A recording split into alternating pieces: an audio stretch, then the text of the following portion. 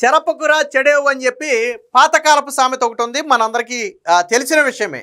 ఎప్పుడు దేని గురించి ఎందుకు మాట్లాడుకుంటున్నాము అంటే ఈ సామెత కరెక్ట్గా జోగి రమేష్ అండ్ ఫ్యామిలీకి కరెక్ట్గా సరిపోతుంది. నిన్న జోగి మేఘన, ఎవరైతే జోగి రమేష్ పెద్ద కోడలు రాజీవ్ భార్య ఉందో, జోగి రమేష్ పెద్ద కొడుకైనటువంటి రాజీవ్ భార్య ఉందో, ఆవిడ నిన్న ఒక ప్రెస్ మీట్ పెట్టడం జరిగింది. అసలు ఈ ప్రెస్ మీట్ పెట్టే పరిస్థితి తీసుకొచ్చిందే జోగి రమేష్. జోగి రమేష్ కేసు నమోదైన తర్వాత, పోలీస్ స్టేషన్ లో కేసు నమోదైన తర్వాత నెల రోజులు అజ్ఞాతంలో ఉన్నాడు. ఎక్కడున్నాడో ఎవరికీ తెలియదు. తర్వాత ఉమెన్ కోర్టు నుంచి కొంత ఊరట లభించింది. అరెస్టు నుంచి తాత్కాలిక ఉపశమనం లభించడంతో ఆయన ప్రెస్ మీట్ పెట్టి మేఘనా గురించి, మేఘనా ఫ్యామిలీ గురించి ఆయన మాట్లాడాడు. పైగా వీళ్ళు వసంత కృష్ణ ప్రసాద్ ఎమ్మెల్యే ఆఫీసులోకి వెళ్ళొచ్చారు, సో వాళ్ళే మొత్తం నడిపారు అని చెప్పి మాట్లాడటంతో అసలు ఏం జరిగిందో బాహ్య ప్రపంచానికి తెలియాలి అని చెప్పి వీళ్ళు ప్రెస్ ముందుకు వచ్చారు. అంటే జోగి రమేష్ గారు మొన్న ప్రెస్ మీట్ పెట్టి మాట్లాడి ఉండకపోతే ఈ రోజు ఈ ఫ్యామిలీ బయటకు వచ్చి మాట్లాడేది కాదు. 100% బయటకు వచ్చి మాట్లాడేది కాదు. ఎందుకనంటే కేసు పెట్టి దాదాపుగా 15-20 రోజులు పైన అవుతున్నా, నెల రోజులు అవుతున్నా, ఇప్పటి వరకు ఈ ఫ్యామిలీ ఎక్కడా కనపడలా. ఏ మీడియాతోనూ మాట్లాడాల, ఏ సోషల్ మీడియాలోనూ కనపడలా. కానీ జోగి రమేష్ ప్రెస్ మీట్ తరువాత ఆయన చేసిన విమర్శలకు సమాధానం చెప్పాలి అనే ఉద్దేశంతోనే జోగి మేఘన అయితే బయటికి రావడం జరిగింది. నిన్న కొన్ని పెను సంచలన ఆరోపణలు చేసింది. అన్నిటికీ మించి వసంత కృష్ణ ప్రసాద్ దగ్గరికి వెళ్ళారని ఏదైతే జోగి రమేష్ ఆరోపణ చేశాడో దానికి మేఘన కూడా స్ట్రాంగ్ కౌంటర్ ఇచ్చింది. ఏమని? సరే, మేము వసంత కృష్ణ ప్రసాద్ దగ్గరికి న్యాయం కోసం వెళ్ళాం, మీరు చూపించిన వీడియో మేము రెండోసారి వెళ్ళింది, ఆల్రెడీ అంతకు ముందు ఒకసారి వెళ్ళాం, మేమే చెప్తున్నాం బహిరంగంగా. మరి దానికంటే ముందు మేము సజ్జల రామకృష్ణారెడ్డి ఇంట్లో సెటిల్మెంట్ కోసం వెళ్ళాం, దాన్ని ఎందుకు చెప్పలేదు? అలాగే వైసీపీ పార్టీ ఆఫీస్కి వెళ్ళాం న్యాయం కోసం, జగన్మోహన్ రెడ్డి ఉండగా ఆయన కలవలేదు, మరి దాన్ని ఎందుకు చెప్పలేదు? అలాగే జోగి రమేష్ బాబాయ్ దగ్గరికి కూడా వెళ్ళాం, ఆయన కూడా నేనేమి చేయలేనని చేతులు ఎత్తేసాడు, జోగి రమేష్ నా మాట వినే పరిస్థితి లేదని, మరి దాన్ని ఎందుకు చెప్పలేదని చెప్పి నేను ఆ ఫ్యామిలీ క్వశ్చన్ చేసింది. సో చెప్పాలి, జోగి రమేషే దీనికి ఆన్సర్ చెప్పాలి. మీరు వసంత కృష్ణ ప్రసాద్ దగ్గరికి వీళ్ళు వెళ్ళొచ్చిన వీడియో చూపించారు కదా, మరి సజ్జల రామకృష్ణారెడ్డి దగ్గరికి, వైసీపీ ఆఫీస్ దగ్గరికి, అలాగే మీ బాబాయ్ దగ్గరికి వెళ్ళిన వీడియోలు ఎందుకు చూపించలేదు? అంటే అవి మీకు అనుకూలంగా ఉన్నావు కాబట్టి వసంత కృష్ణ ప్రసాద్ వీడియో చూపించారు. ఎందుకని? దీని వెనక తెలుగుదేశం పార్టీ ఉందని చెప్పొచ్చు అనే ఉద్దేశంతో. కానీ మన అదే నిజమైతే ఒక వ్యక్తి దగ్గరికి వెళ్తే వాళ్ళ వెనక పార్టీ ఉందని మనం అనుకుంటే సజ్జల రామకృష్ణారెడ్డి దగ్గరికి కూడా వెళ్ళారు కదా, మరి అప్పుడు వైసీపీ పార్టీ ఉందనుకుందామా? వైఎస్ఆర్సీపీ పార్టీ ఆఫీసుకి కూడా వెళ్ళారు కదా, దాని వెనక జగన్మోహన్ రెడ్డి ఉన్నాడు అనుకుందామా? వాళ్ళు చెప్పింది అదే.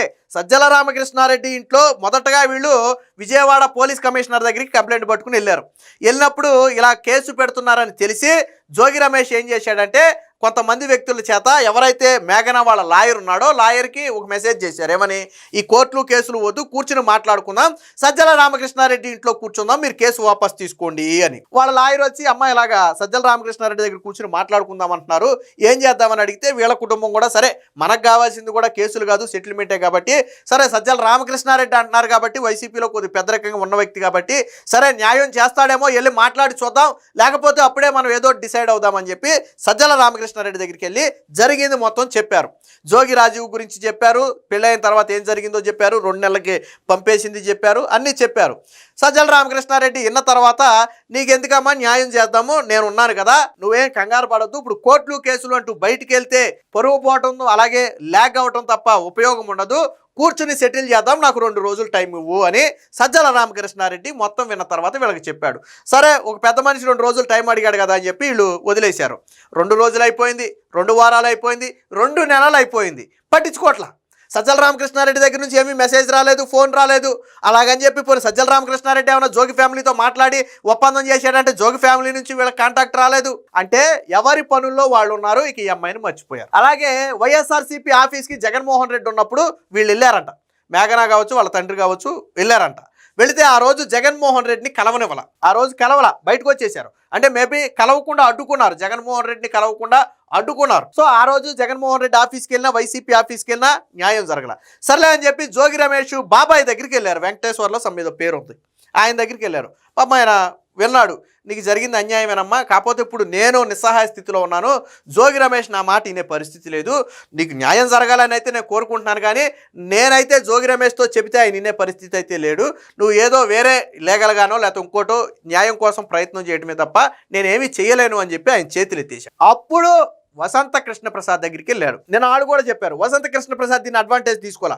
ఫస్ట్ పార్టీ ఆఫీస్కి వెళ్ళి కూర్చొని మాట్లాడితే, అమ్మ ఆడపిల్లవి, నువ్వు ఏదో సమస్య మీద వచ్చావు, ఇక్కడ వద్దులే అందరూ ఉంటారు, ఇంటికి రండి, నువ్వు మీ నాన్న ఇంటికి రండి మాట్లాడదామని చెప్తే వసంత కృష్ణ ప్రసాద్ అంటే ఆయన ఎంతో హుందాగా చెప్పాడు చూడండి. అప్పుడు కూడా ఆయన ఏం చెప్పాడంటే, ఈ కేసులు కోర్టులు అంటే నీకు ల్యాగ్ అవుద్ది, నీకు బోడంత భవిష్యత్తు ఉంది, ఏళ్ల తరబడి సాగుతాయి, దానికంటే ఏదైనా కూర్చుని రాజీ చేసుకోండి, ఇక అయ్యింది ఏదో అయిపోయింది కదా, నీకు మంచి భవిష్యత్తు ఉంది కదా, ఎందుకు నాశనం చేసుకోవటం అని చెప్పి ఆయన ఒక మంచి సలహా ఇచ్చాడు. అది తప్ప ఒప్ప కరెక్టే కదా. ఆయనే కోర్టుకి వెళ్ళొద్దు, స్టేషన్కి వెళ్ళొద్దని సలహా ఇచ్చింది ఆయనే. అది ల్యాగ్ అవుద్ది, ఏళ్ల తరబడి సాగుద్ది, నీ లైఫ్ నష్టపోతావని చెప్పింది ఆయనే, వసంత కృష్ణ ప్రసాదే.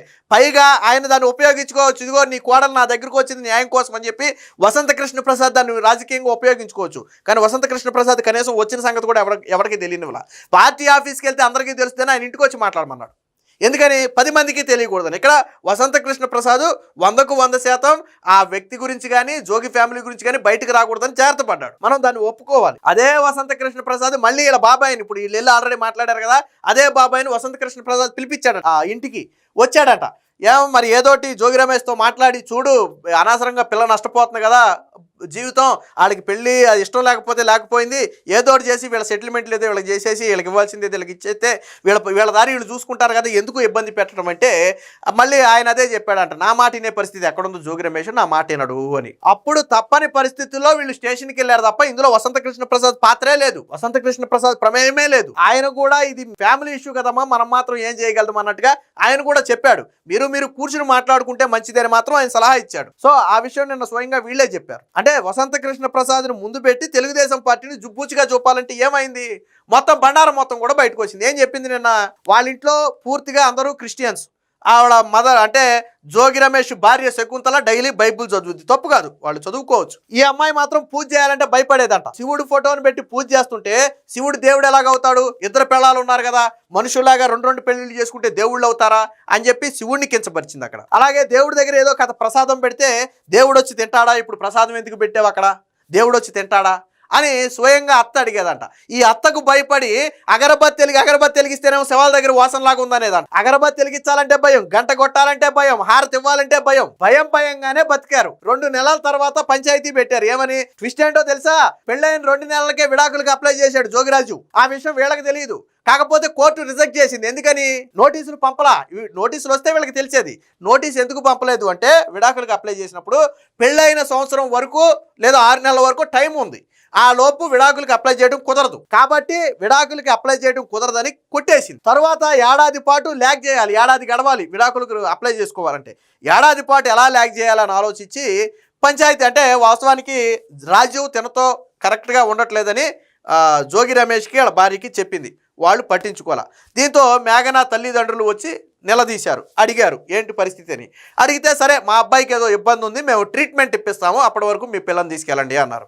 అదేంటి మీ అబ్బాయికి ట్రీట్మెంట్ ఇప్పిస్తే మా పిల్లని తీసుకెళ్ళడం ఏంటి, ఇక్కడే ఉంటుందంటే, లేదు మేఘనా ఇక్కడ ఉంటేనేమో నర్వస్గా ఫీల్ అవుతున్నాడు, రాజు ట్రీట్మెంట్ తీసుకోవడానికి ఇబ్బంది పడతాడు, కొంతకాలం మీ దగ్గర చెట్టుకోండి, తర్వాత అంతా సర్దుమణిగాక నేను తీసుకొస్తాను అన్నారు. సరే ఏదో చెప్పారు కదా, 1-2 నెలల్లో చూద్దామని చెప్పి ఈవిడ ఇంటికి వెళ్ళిపోయింది. ఇంటికి వెళ్ళిపోతే చుట్టుపక్కల వాళ్ళు ఎలా చూస్తున్నారు, ఇదేంటి పెళ్ళైన 2 నెలలు గడవకుండా వచ్చి పుట్టింటిగాడు ఉంటుందని చెప్పి అక్కడ చుట్టుపక్కల వాళ్ళు చెవులు కోరుకుంటున్నారంట. అది వాళ్ళకి బాధగా ఉంది. సరే ఏదోట్లా అయ్యింది కదా అని చెప్తే, నెల అయింది, 2 నెలలు అయింది, 3 నెలలు అయింది, 4 నెలలు అయింది, ఏమీ లేదు. ఇంతలో జోగి రమేష్ మీద ఏమో కల్తీ లెక్కర మద్యం కేసు వచ్చింది, జోగి రమేష్ని అరెస్ట్ చేయటం, ఈ తతంగం అంతా ఒక 2-3 నెలలు పట్టింది. ఇంతలో పెళ్ళయి కరెక్ట్గా ఏడాది అయిపోయింది. ఏడాది అయిపోయిన మొదటి వారంలోనే మళ్ళీ వెళ్ళిపోయి విడాకులకి అప్లై చేశారు. అంటే జోగి మేఘనాను ఇంటికి పంపేయటం కోసం వీళ్ళు ఆడినటువంటి డ్రామానే, మీరు మా కొడుక్కి ట్రీట్మెంట్ ఇస్తున్నాం మీరు తీసుకెళ్ళండి అని. నిజంగా ట్రీట్మెంట్ లేదు, ఏమీ లేదు, అంతా ఉత్తిదే. ట్రీట్మెంట్ ఇస్తే వీళ్ళు అడిగారంట, నిలబడద్దా, 2 నెలలు పడద్దా, ఏ డాక్టర్ దగ్గర ఇప్పిస్తున్నారు అని అడిగితే దానికి ఏది సమాధానం చెప్పలా. అంటే ట్రీట్మెంట్ అనేది ఉత్తిదే, ఏడాది గడవాలి, అప్పటి వరకు ఈ అమ్మాయిని మన ఇంట్లో ఉండకుండా దూరంగా పెట్టాలి. ఆ ఉద్దేశంతో గట్టిగా పెళ్ళైన 2-3 నెలలు కూడా ఉందో లేదో పెళ్ళయ్యాక ఈ 2-3 నెలల్లో జరిగినటువంటి ఘటనలు ఇవన్నీ. ఇంకో మాట కూడా చెప్పింది, మీరు చూసినటువంటి వీడియోలు 10% 20% వీడియోలు నా దగ్గర ఇంకా ఉన్నాయి వీడియోలు. ఎప్పుడైతే వీళ్ళు మమ్మల్ని దూరం పెడుతున్నారని నాకు అనుమానం వచ్చిందో అప్పటి నుంచి జరిగిన ప్రతి ఘటనను నేను నా దగ్గర సేవ్ చేసి పెట్టుకున్నాను. నా అవసరం కోసం భవిష్యత్తులో ఎటుపోయి ఎటు వస్తుందని చెప్పి నేను అన్ని నా దగ్గర పెట్టుకున్నా. మీకు ఇంకా 80% వీడియోలు మీరు చూడాలి, ఆశ్చర్యపోతారు చూస్తే. సమయం వచ్చినప్పుడు నేనే బయట పెడతానని చెప్పి మేఘనా కూడా చెప్పింది.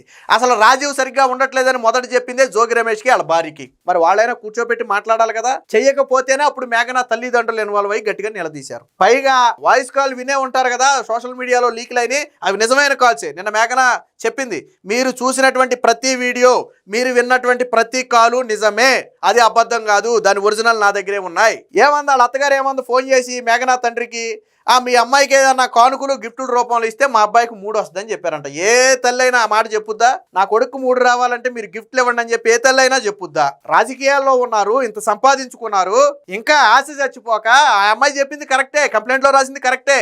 ఏదో ఆడబడుచులకి ఇది బట్రా అంటే జోగి రమేష్ కూతురికి అది బట్రా, నాకేమో బెంచ్ కారు బట్రా, హారం బట్రా, ఇది వాళ్ళు అడిగినటువంటి కోరికలు. ఈ కంప్లైంట్లో రాసింది నిజమే. ఆ ఆడియో కాల్లో విన్నారు కదా మీరు, గిఫ్ట్లు ఏమన్నా ఇస్తే 3 వస్తుందంట, ఖరీదైన గిఫ్ట్లు అవి కూడా. అంటే ఒక 2-3 కోట్లు 4-5 కోట్లు పెట్టి ఏదైనా గిఫ్ట్లు ఇస్తే ఆల్రెడీ ఆయన తండ్రి చెప్పాడు, నేను తాగతకు మించి పెళ్లి చేశా. ఎందుకు చేశా?